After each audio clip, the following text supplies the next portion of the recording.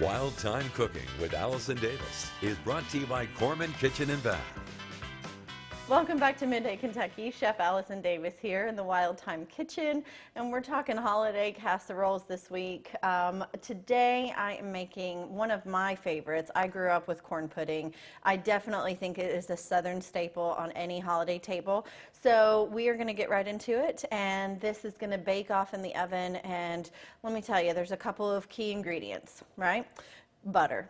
Lots and lots of butter. So I've got some melted butter here, about probably 2 pounds worth, but we're just going to take a little butter and just kind of go ahead in our casserole dish and just lay a little bit of butter there just to kind of grease the bottom of the casserole dish. Now we'll put our pudding together.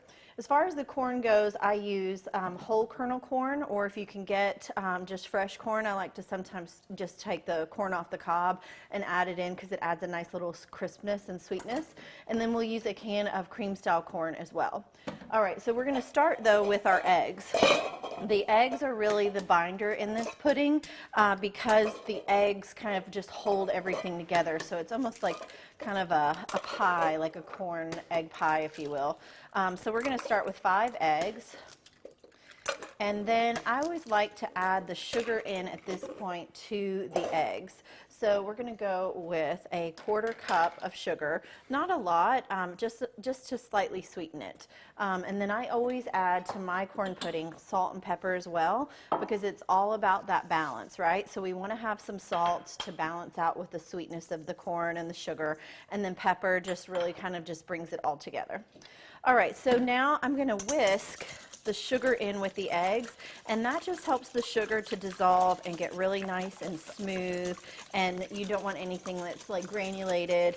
And actually there's a chemical reaction happening with the sugar and the eggs. It actually helps to start kind of cooking the eggs already just from the sugar, almost like curing the eggs while we're whisking those in. All right, so we have our eggs ready.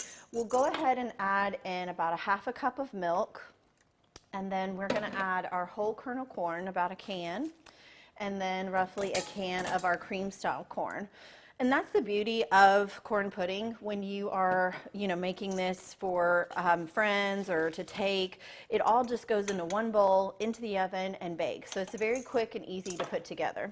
Now, in addition to the eggs, which are binding this, we are going to add in 2 tablespoons of cornstarch, and that cornstarch really is also going to help kind of thicken this batter and kind of bring that together, so it is more of a pudding that you could actually cut and serve, on the plate. All right, so now that is basically all of our ingredients. The final thing we started out with is a little more butter. So I always pour just a little bit of butter into my pudding as well, and it just gets so bubbly and beautiful. All right, well, we're going to put this in the oven, and we're going to bake this just until it sets. It might be a slight jiggly in the center, but really you're just looking for that whole pudding to set. I go in at about 400 degrees. You're probably looking at about 30 minutes on this. So we'll put this in, and we'll show you this when it finishes up. All right, we let this cook and let blister up just until it's set. You can see there might be a slight bit of jiggle in the center, but it really gets nice and bubbly all around the edges and almost starts to brown and pull away from the side.